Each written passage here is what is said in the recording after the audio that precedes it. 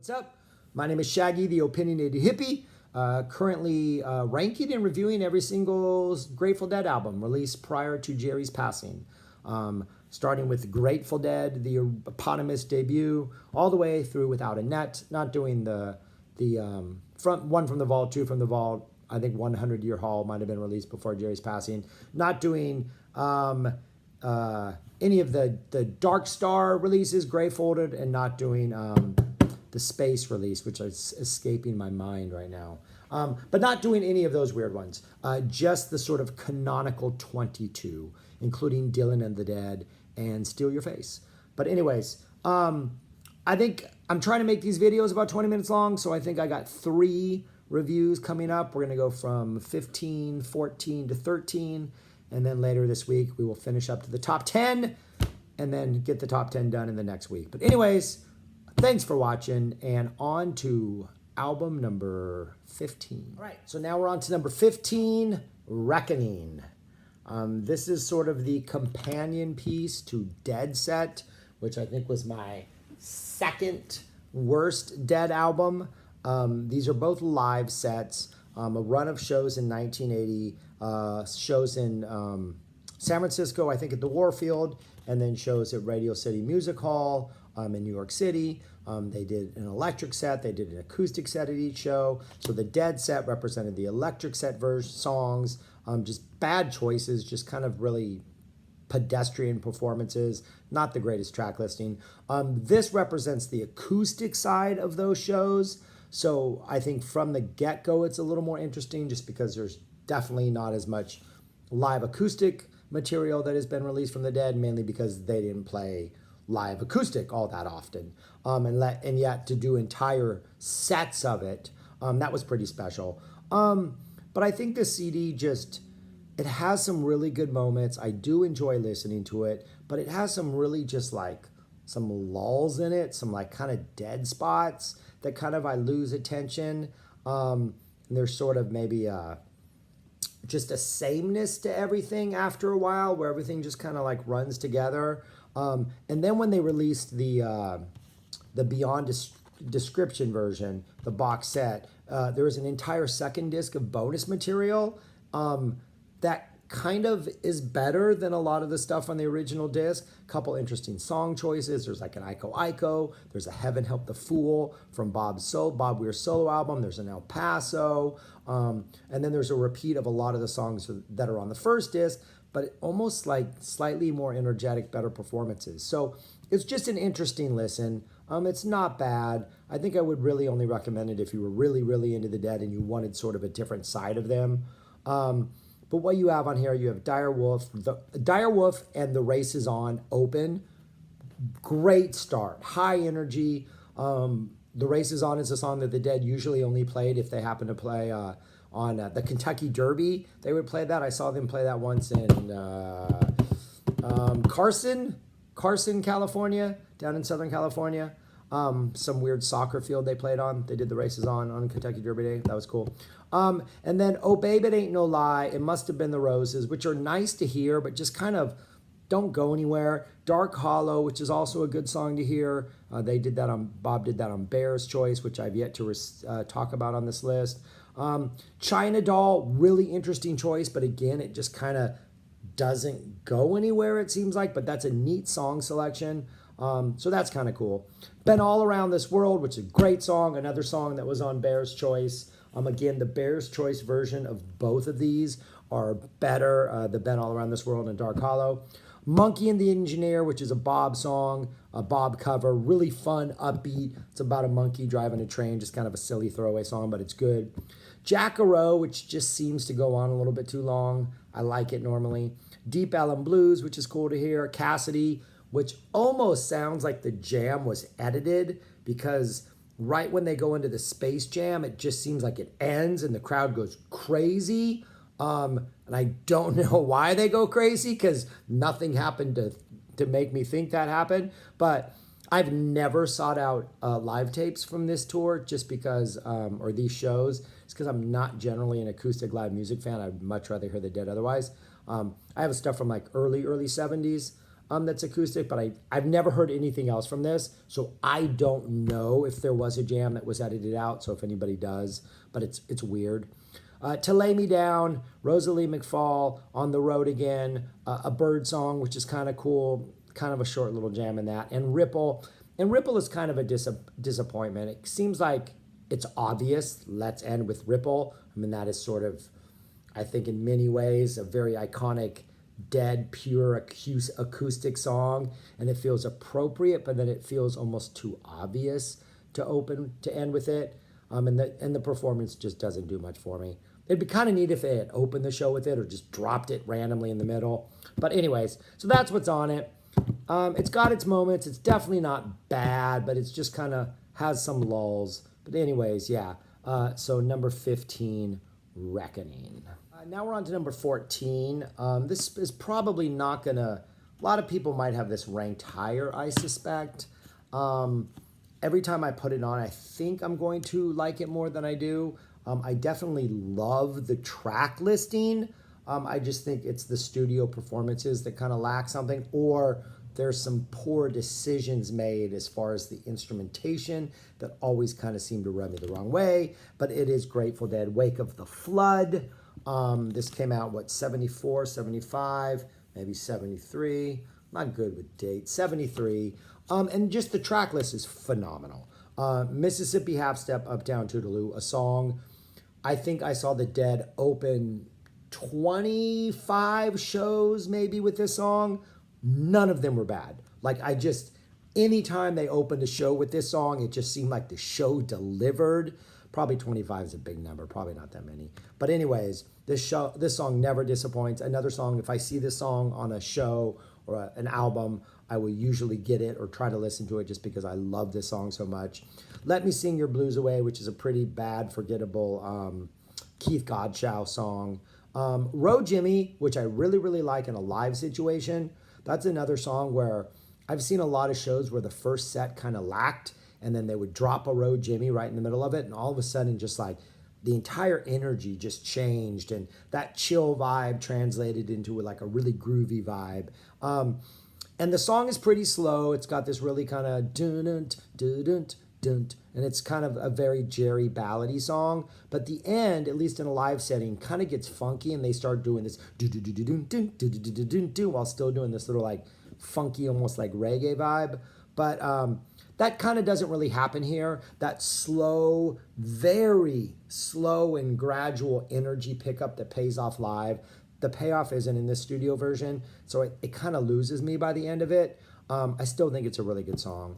Stella Blue, which is always a great song, one of the best Hunter Jerry ballads, just a very emotional, Jerry's guitar playing. But again, this version is not horrible, but Jerry's those notes, those single notes that Jerry holds like in the verses, aren't as effective as they should be, being that it's a studio album and you can isolate that sound and make it even more powerful and poignant.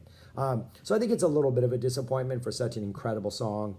Here Comes Sunshine. Again, this is another one where the live versions are such grand, magnificent, huge events that it just seems like they boiled it down to some weird, almost pop Americana essence that it's still a great song. I love the lyrics to this song. I love just all the different melody lines that are involved in this. But again, it's a disappointment. This is one thing I cannot separate my live knowledge of what this song can be in all of its glory with what this is. And the same goes with the next song, Eyes of the World. I talked about this in the Built to Last video, but part of the magic of Eyes of the World is when Jerry starts playing those opening chords and kind of, sometimes he's playing them really fast, sometimes it's a little slower, sometimes, there's just an energy he gives those chords and the band kind of falls in, and then you're off on this, 10, 15, sometimes 20-minute epic journey. Here, because it's in the studio, they just start off right away with this, him playing the melody lines, just coming right hard into the song. Obviously, it's only like 5 minutes long, so you don't get really, really long solos between the verses. Again, not bad. The song is so incredible, but just I cannot compare it to, I cannot not compare it to whatever. The live versions are so much. And also the instrumentation on almost all of these songs. There's trumpets, there's violins. The violin, which sounds more like a fiddle, which I know is technically the same thing. It has a fiddle down home south type feel that I don't, not like a Frank Zappa, Jean-Luc Ponty feel, but like a different that I don't like, especially on Mississippi Half Step. I mean, that's another thing that grates me is that violin sound. But then it closes out with Weather Report Suite, which is the first part, and then the second part became Let It Grow, is called Let It Grow, but that was what kind of stayed all through the repertoire, all through the 90s. Just a fantastic Bob song. This is not a bad version at all. The studio version sounds great, especially the first part. Second part manages to have a little bit of a jam in it. Definitely not a disappointment. But yeah, it's so many really good songs on this album. But again, it just comes down to like kind of underwhelming performances of them, and then just bad production choices. And then the fact that as I'm listening, it's number 14 because as I'm listening to these albums, I'm realizing that like these aren't as bad as everybody chalks them up to be. And so, yeah, it's 14, but if you're really into the Dead, you might like it more than I do because it definitely is a really good attempt to make it an album. I just don't agree with all the decisions that are made. But anyways, number 14, Wake of the Flood.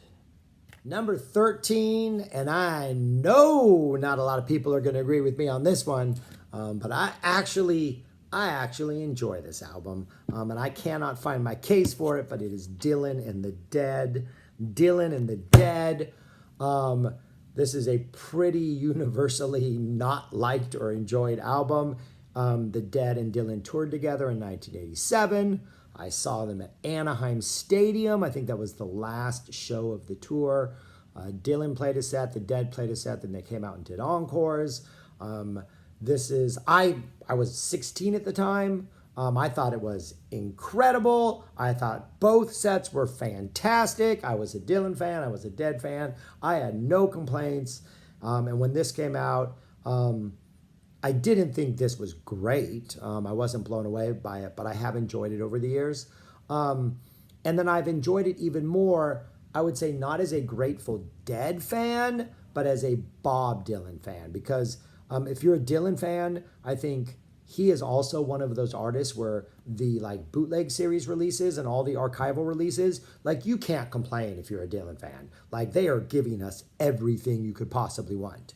And they have been doing a really good job of chronicling his live stuff, and in recent, the recent decade or so, they've done like the 75 Rolling Thunder tour. They did the religious stuff from like the Trouble No More 79-80 stuff. They just released the Springtime in New York, which has stuff from like the Infidels and those tours. So like we're gearing up to maybe they're going to release a box set of Dylan and the Dead stuff to sort of supplement what these 7 tracks are, because I think it is fascinating to watch sort of how Dylan takes, the bands, the way he uses his bands, the energy he takes from them, the way he delivers his vocals. And this is just like another piece in that continuum. And as we now have reached almost this point in his tour, releasing all these archival releases, it's like, oh, this is the logical next step. And I think the best moments on this album is when I forget that the Dead are the backing band,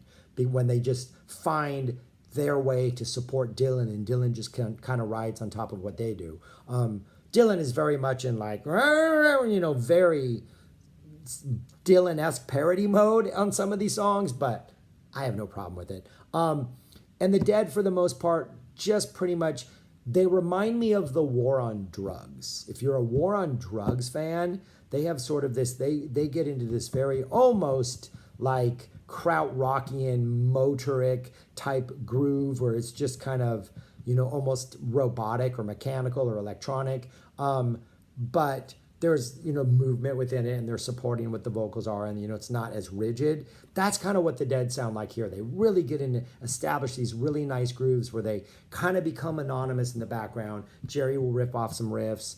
Brent's backing vocals always remind you it's the Dead. Some keyboard stabs and all. And Phil's bass playing is ridiculous. He really steps up his game. But I think it's better as a Dead document. No, I think it's better as a Bob Dylan document than I think it is as a Grateful Dead document.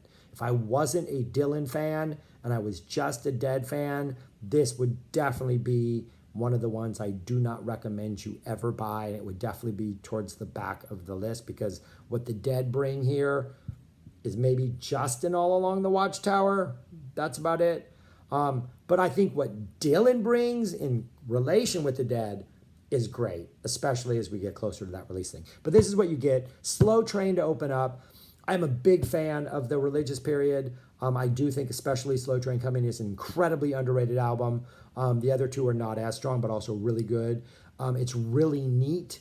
When they just released that Trouble No More box set like 5 or 6 years ago, 4 or 5 years ago, there's 2 or 3 versions of Slow Train on that. There's like 6 versions on the full box set. But if you get the smaller one, I think there's 2 or 3 versions. And those are so different. And then to compare it to this, which is a completely different vibe, you get a really quick, kind of almost throwaway I Want You, but I think it works. You get a really good Gotta Serve Somebody, another one of the religious tracks, and you get Queen Jane Approximately, which, if I understand correctly, this was the first time it was ever played. Not this actual performance, but on this actual tour.